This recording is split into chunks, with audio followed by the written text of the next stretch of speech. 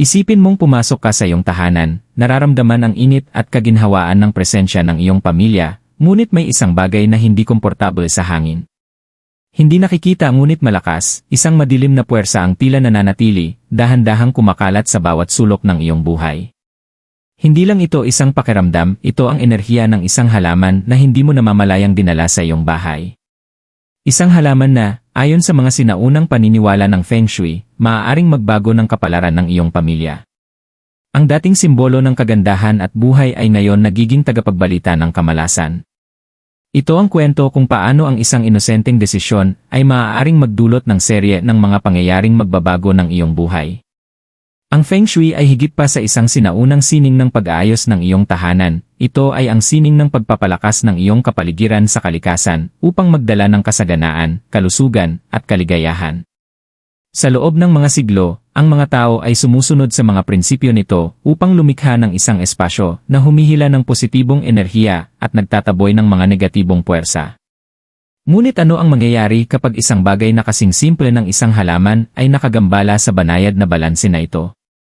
Ang isang tila hindi makakasama na dagdag sa iyong bahay ay maaaring maging isang tahimik na mangwawasak ng iyong kapalaran. Ito ang kwento ng isang pamilya na hindi nila namamalayan na inimbitahan nila ang isang halaman sa kanilang buhay na, ayon sa Feng Shui, maaaring magpahirap sa kanila. Sa simula, hindi nila napansin ang mga banayad na pagbabago, ang mga bitak sa kanilang mga relasyon, ang mga pinansyal na pagsubok, ang pakiramdam ng lumalalang alalahanin. Ngunit habang ang kanilang mundo ay nagsimulang gumuho, madidiskubre nila ang tunay na kapangyarihan ng halaman na dinala nila sa kanilang tahanan at ang sinaunang karunungang kanilang ipinagwalang bahala. Pinagmulan ng halaman. Sa bawat sulok ng mundo, ang mga halaman ay ginagamit bilang simbolo ng buhay, kasaganaan, at paglago. May mga halaman na nagdudulot ng magandang kapalaran, habang ang iba, ayon sa mga sinaunang turo, ay nagdadala ng negatibong enerhiya na maaaring magdulot ng kabuluhan sa iyong buhay. Isa sa mga ganitong halaman ay ang Dom Cane, isang magandang, ngunit mapanganib na karagdagan sa iyong tahanan. Kilala ito sa mga matingkad na berdeng dahon at matataas na tangkay, at madalas na hinahangaan dahil sa ornamental na kagandahan nito. Ngunit kakaunti ang nakakaalam ng madilim nitong bahagi na nakatago sa sinaunang karunungan ng Feng Shui.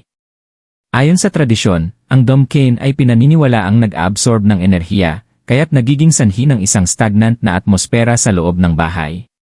Sa sining ng Feng Shui, ang halaman na humihigop ng enerhiya ay maaaring humadlang sa malayang daloy ng positibong tiyay, kaya't nagiging vulnerable ang bahay sa kamalasan. Ang toksisidad ng halaman ay sinasabing sumasalamin din sa toxicity sa mga relasyon, pera, at kalusugan. Ang Dom Cane ay hindi lamang ang halaman na may ganitong reputasyon. Sa mga nakaraang siglo, maraming kwento ang ipinasan mula sa henerasyon patungong henerasyon kung paano ang presensya nito ay nagdala ng sakit, kahirapan, at kalungkutan. Sinasabi ng iba na ito ay dahil sa agresibong kalikasan ng halaman na gustong mangibabaw sa paligid nito, habang ang iba naman ay naniniwala na ito ay dahil sa pagkakaroon nito ng pinakamagandang paglago sa mga lugar na may mababang liwanag, isang simbolo ng dilim. Anuman ang pananaw mo, ang koneksyon nito sa malas ay hindi maikakaila. At para sa pamilya sa ating kwento, ito ay magiging simula ng isang mahabang at masakit na paglalakbay. Ang mga pagsubok ng pamilya. Nagsimula ito ng inosente. Ang pamilya, isang masayahing mag-asawa na may 2 batang anak, ay laging ipinagmamalaki ang kanilang maligaya at maaliwalas na tahanan. Isang araw, habang namimili sa isang lokal na pamilihan, napansin ng asawa ang isang magandang Dom Cane na halaman na ibinebenta. Ang malalaki at buhay na berdeng dahon nito, na may matingkad na puting guhit, ay tila tumatawag sa kanya, nangako na magdadala ng buhay sa isang sulok ng kanilang sala. Abot kaya ito, at sa kanyang isipan, ito ang perpektong panghuling detalye para sa kanilang tahanan. Ang asawa, bagamat nagdadalawang isip, ay nagtiwala at pumayag na dalhin ito sa kanilang bahay. Sa simula, mukhang maayos ang lahat. Ang halaman ay nakatayo ng matatag sa sulok, nagdadala ng isang piraso ng berdeng kalikasan sa kanilang espasyo. Ngunit kalaunan, nagsimulang mangyari ang mga banayad na pagbabago, maliit sa simula, halos hindi mapansin. Ang mga anak, na dati puno ng enerhiya at tawanan, ay naging mas tahimik, ginugol ang mga oras sa kanilang mga kwarto, halos hindi nagsasalita. Ang dating masiglang bahay, na puno ng tunog ng laro at usapan, ay naging tahimik. May lumalalang tensyon sa hangin na hindi nila maipaliwanag.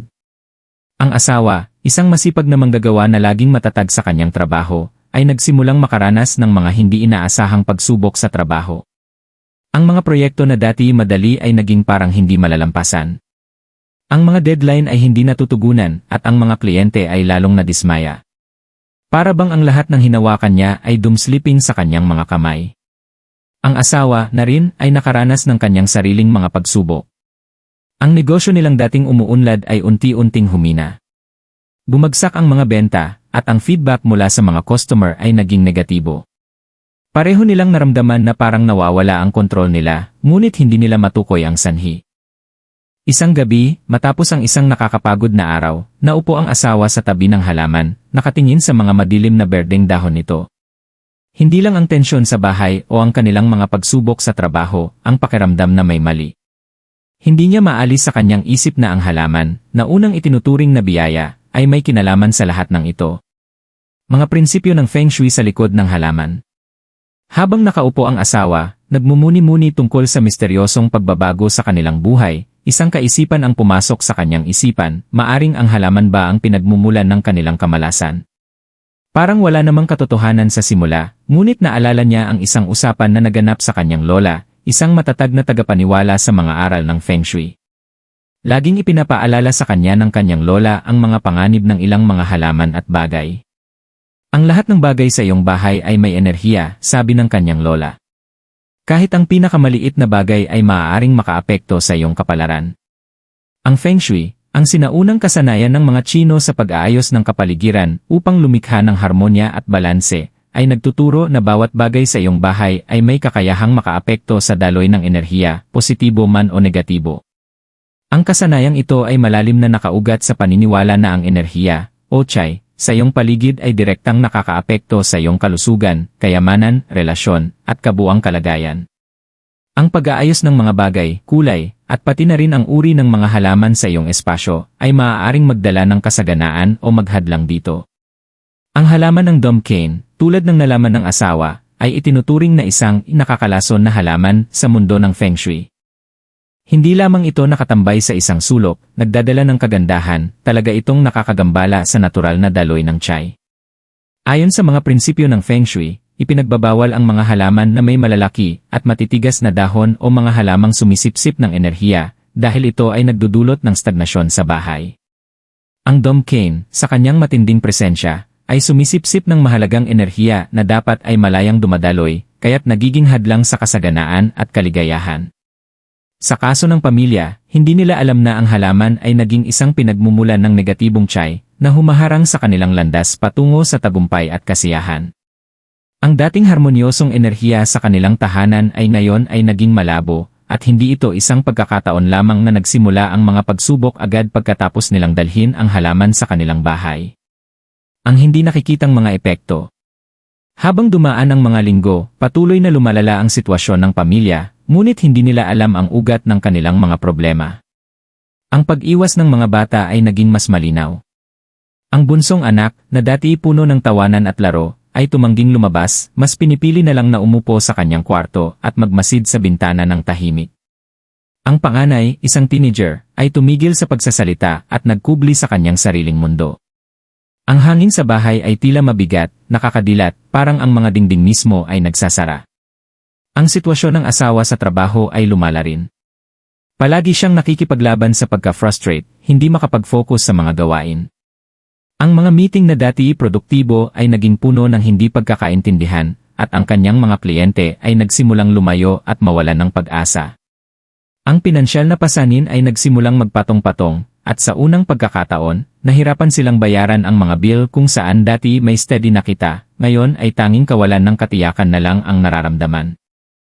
Ang negosyo ng asawa, na umunlad noong una silang tumira sa bahay, ay biglang huminto. Ang mga orders ay nakansela, at ang mga reklamo ay dumarami. Ang magaan na espiritu na dati bumabalot sa kanilang tahanan ay napalitan ng malalim na takot. Sa kabila ng kanilang pagsisikap na maging positibo, parang walang nangyayaring mabuti. Bawat pintuan na kanilang sinubukang buksan ay naharang. Ang mga bills ay dumarami. Ang mga relasyon ay nagiging magulo. Ang bahay, na dati puno ng pagmamahal, ngayon ay parang bilangguan. Ang mga dingding ay umaalingaw sa bigat ng kanilang hindi nasasabing mga takot. Hindi lang ang pinansyal na hirap ang nararamdaman nila, ito ay ang nakakapanghina na pakiramdam na sila'y nauubos, emosyonal, espiritual, at pisikal. Isang gabi, matapos ang isang nakakapagod at nakakatalong araw, naupo ang asawa sa sofa, nakatingin sa halaman.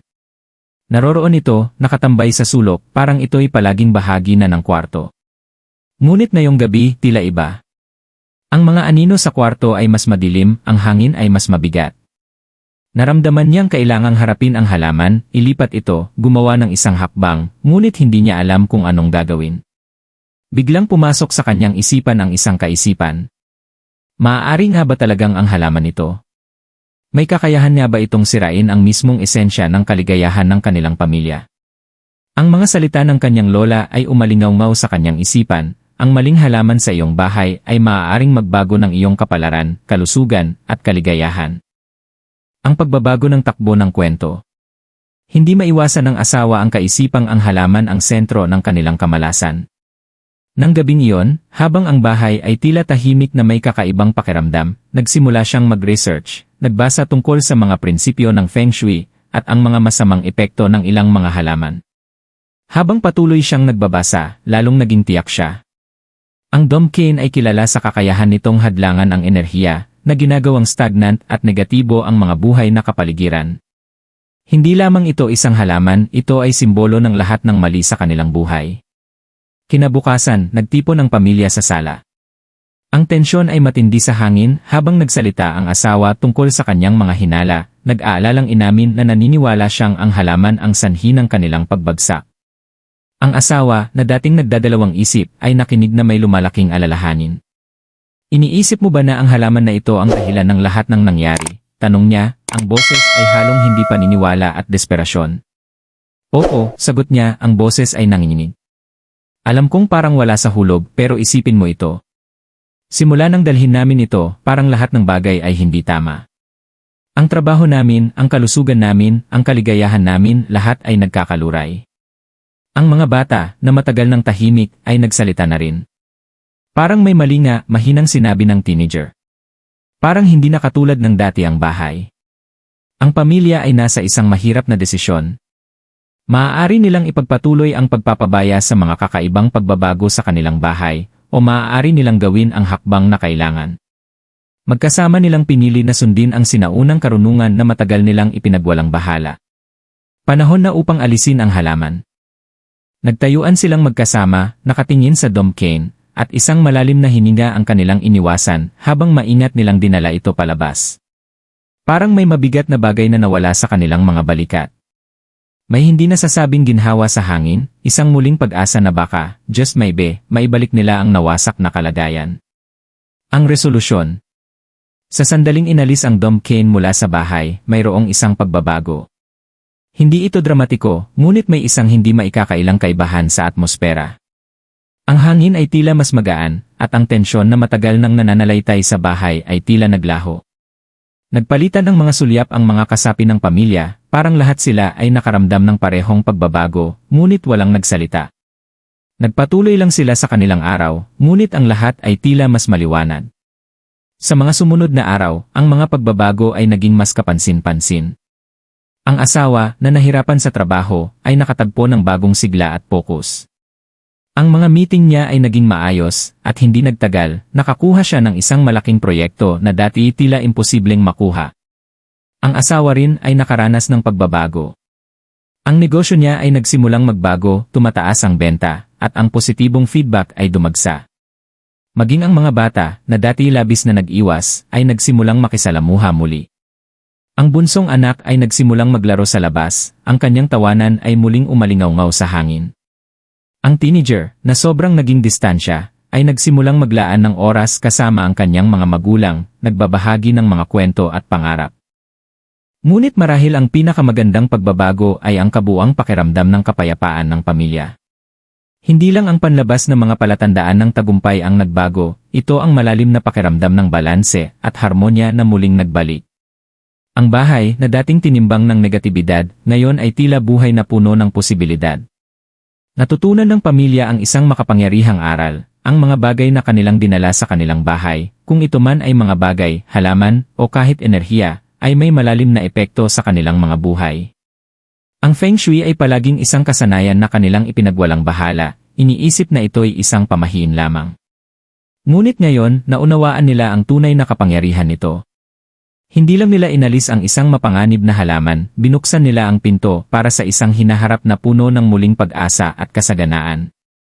Ang paglalakbay ng pamilya ay isang makapangyarihang paalala kung paanong minsan, ang pinakamaliit na desisyon ay maaaring magdulot ng malalim na epekto. Ang Feng Shui ay tila isang malalayong kasanayan para sa kanila, isang sinaunang paniniwala na tila hindi na mahalaga sa kanilang modernong mundo. Ngunit ang karanasan nila sa halaman ng Domkane ay nagbukas ng kanilang mga mata sa hindi maikakailang katotohanan na ang lahat ng bagay sa kanilang kapaligiran, mula sa pinakamaliit na bagay hanggang sa mga halaman na kanilang inaalagaan, ay may epekto sa kanilang enerhiya at kapalaran. Sa huli, malinaw ang aral, hindi lang tungkol sa kung anong gusto nating dalhin sa ating buhay, kundi pati na rin sa kung anong mga bagay ang kailangan nating iwasan. Ang halaman ay nagdala ng dilim, stagnasyon, at kamalasan sa kanilang bahay, at ang pagtanggal nito ay nagbigay daan sa pagbabalik ng liwanag. Ang hinaharap ng pamilya ay muling puno ng mga posibilidad, at ngayon, nauunawaan nila na madalas ang universo ay nagsasalita sa mga tahimik na bulong, ginagabayan sila patungo sa mga desisyong kailangan nilang gawin. Para sa mga nagdududa sa kapangyarihan ng Feng Shui, ang kwento ng pamilya ay patunay na ang mga bagay na ipinapayag mong pumasok sa iyong espasyo, maging ito ay halaman, tao, o enerhiya, ay maaaring magbigay buhay o magpagod sa iyo. Ang kapangyarihan ay nasa iyong mga kamay upang magpasya kung anong landas ang tatahakin mo.